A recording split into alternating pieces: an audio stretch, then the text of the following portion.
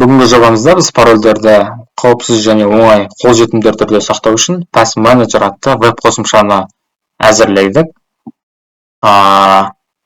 Веб қосымшаны әзірлеу барысында біз backend бөлігінде Python тілін қолдандық, ал frontend бөлігінде JavaScript, CSS, HTML тілдерін қолдандық.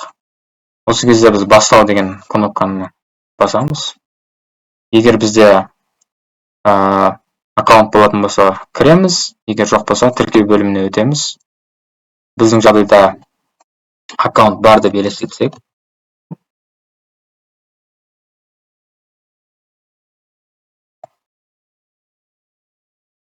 паролімізді жазамыз және кіру.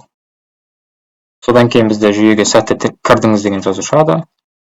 Ал енді бастау батырмасын басқаннан кейін бізде осылай логин қосу, веб-сайт қосу, пароль қосу деп шығады, және де егер пароль ойлап табу керек болса, осы генерациялау дегенді басамыз.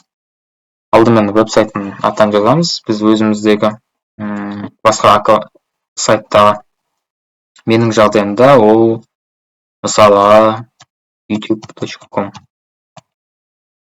логинге осылай.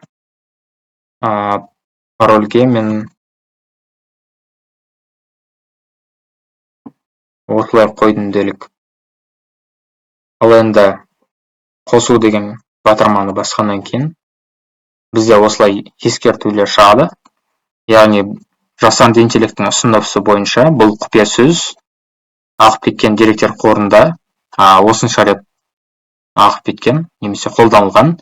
Яғни бұны пайдалану қауіпті болып саналады. Және парольдің беріктік деңгейі орташа. Сонымен қатар бізге келесі ұсыныстар береді. Яғни бас әріптерді қосыңыз, арнайы таңбаларды қосыңыз деген.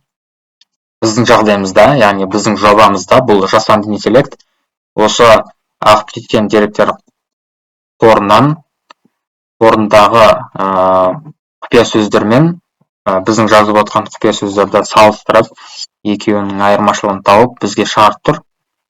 Осылайша, бірақ біздің осы жазғандарымыз логиндер бөлімінде көруімізге болады. Яғни осылайша сәйкесінше бұл жерде деректерді біз сақтай аламыз, көшіре аламыз, немесе өшіре аламыз. Сонымен қатар өзгертіп, қайта сақтауға да болады.